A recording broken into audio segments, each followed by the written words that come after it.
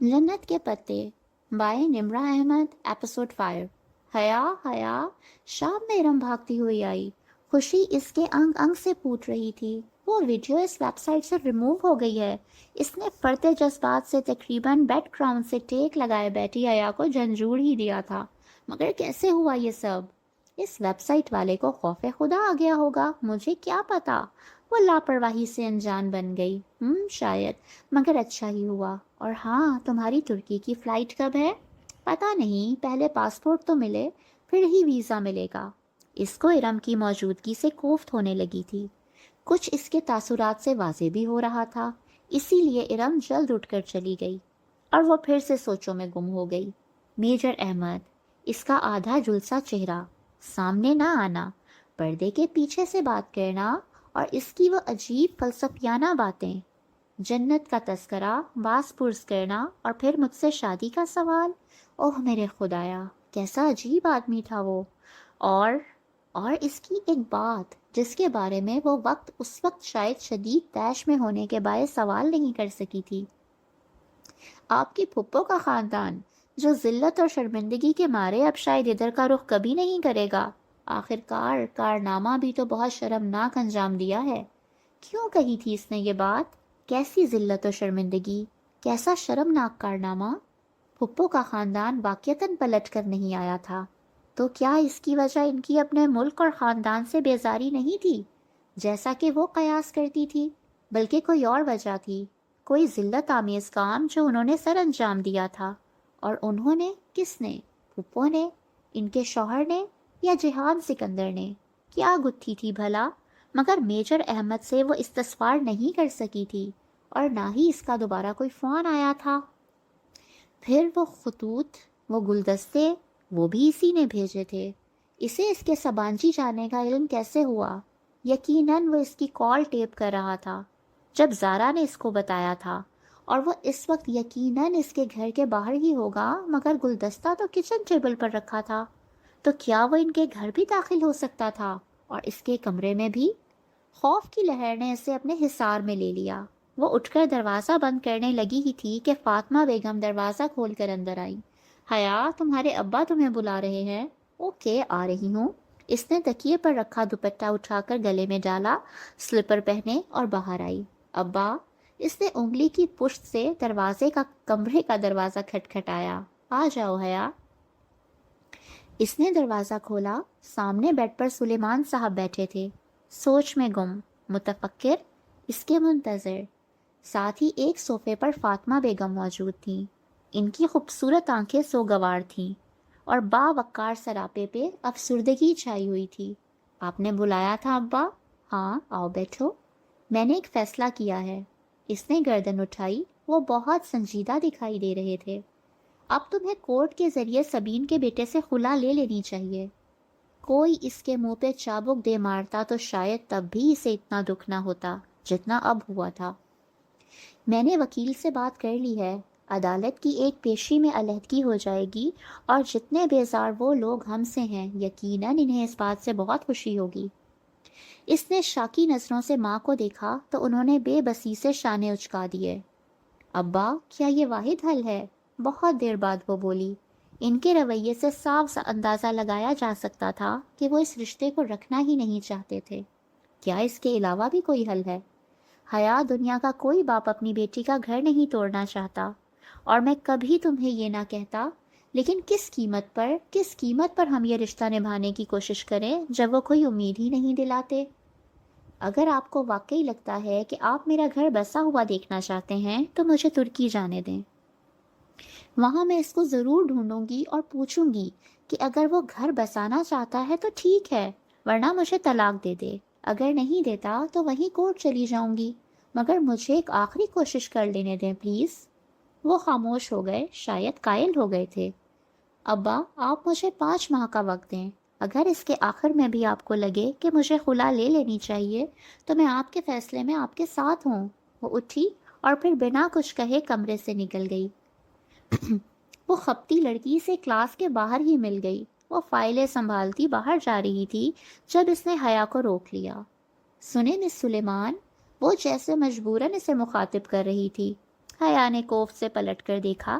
وہاں خدیجہ رانا کھڑی تھی. ڈی جے، جسے ڈی جے صرف اس کے فرینڈز کہا کرتے تھے، وہ اس کی فرینڈ تھی، نہ بننا چاہتی تھی. جی خدیجہ، بادل ناخواستہ اس نے ذرا مروت سے جواب دیا.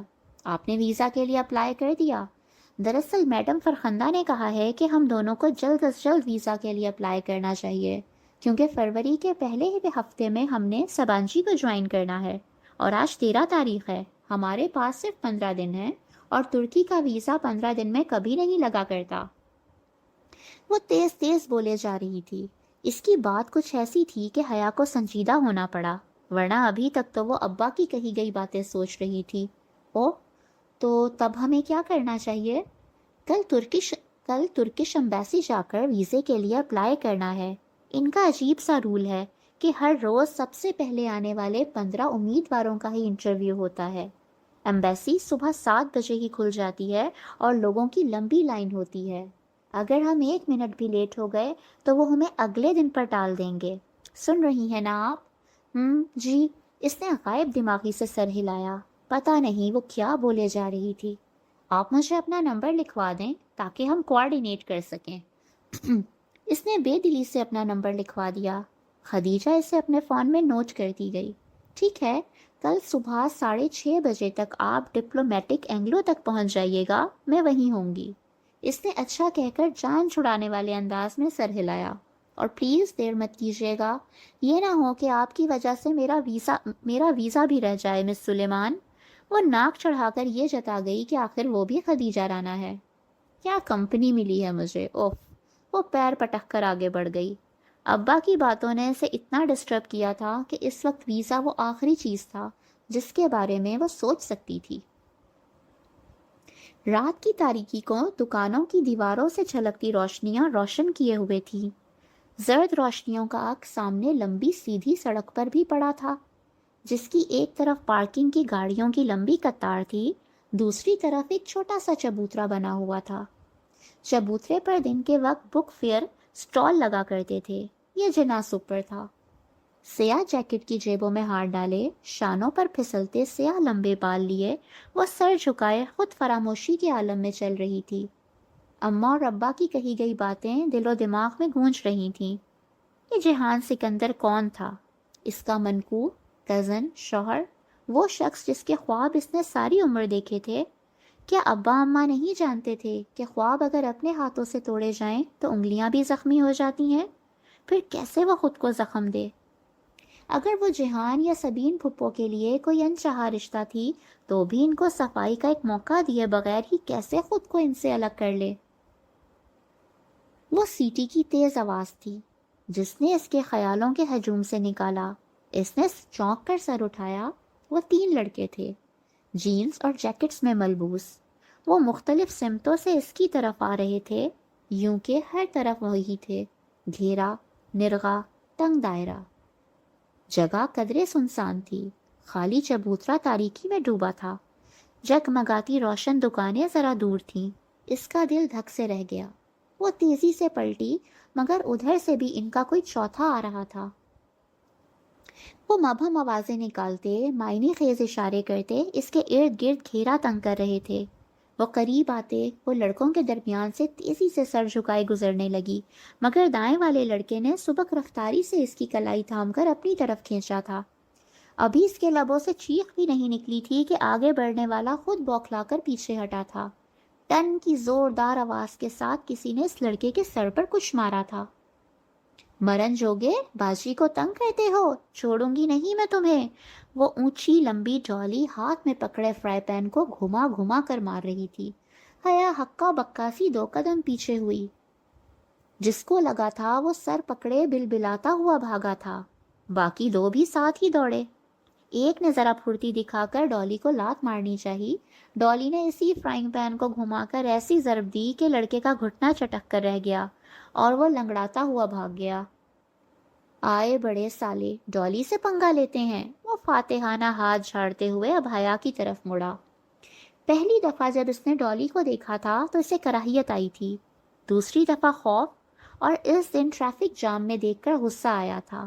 اور آج کچھ بھی نہیں ہوا تھا. वो खामोशी से तेज तेज सांसें लेती इसको देख रही थी। छोड़ो जी बाजी इन हरामखोरों को, इनका तो काम यही है। मैं भी बड़ी देर से ताड़ रही थी इनको, मुझे क्या पता था कि अपनी बाजी जी को तंग कर रहे हैं। आए बड़े। वो पूरी बात सुने बगैर ही पलट गई। सीने पे बाजू लपेटे, सर झुकाए, तेज तेज कदमों से चबूतरे की जाने बढ़ने लगी। एक ख्वाजा सरा के साथ रात के इस पहर सड़क पे खड़े होना कतन दुरुस्त न था। अरे बाजी जी, गलते सुनो, वो इसके पीछे लपका। हया चलते चलते रुकी और पलट कर संजीदगी से इसे देखा। क्या है? इसका मोमी चेहरा दुकानों की जर्द रोशनियों में दमक रहा था। हाय रब्बा बाजी, तुसी किन्ने सोने हो जी। वो दोनों हाथ रुखसारों पर रखे खुशी से चहका। इसे कराहियत आई न खौफ, बस चुपचाप इसे देखे गई। शुक्रिया ही कह दो बाजी। शुक्रिया और कुछ? इसका अंदाज सपाट था। तुसी तो नाराज लगते हो जी।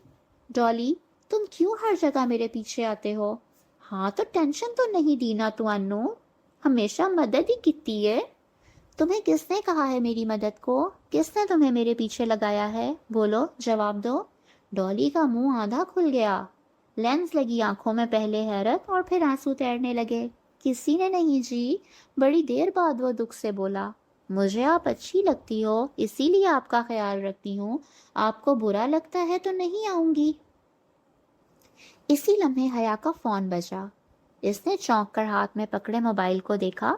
इस पे प्राइवेट नंबर कॉलिंग लिखा आ रहा था। वो पैर पटक कर चबूतरे की तरफ आई और पाँव लटका कर बैठ गई। फोन अभी तक बज रहा था। इसने फोन कान से लगाया और डॉली को देखा, जो छोटे छोटे कदम उठाता सिसकता हुआ इस तक आ रहा था। हेलो।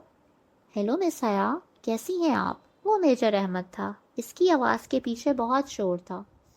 डॉली आहिस्ता से इससे ज़रा फासले पे चबूतरे पे बैठ गया। सर झुकाए वो हथेली से आंसू पोंछ रहा था।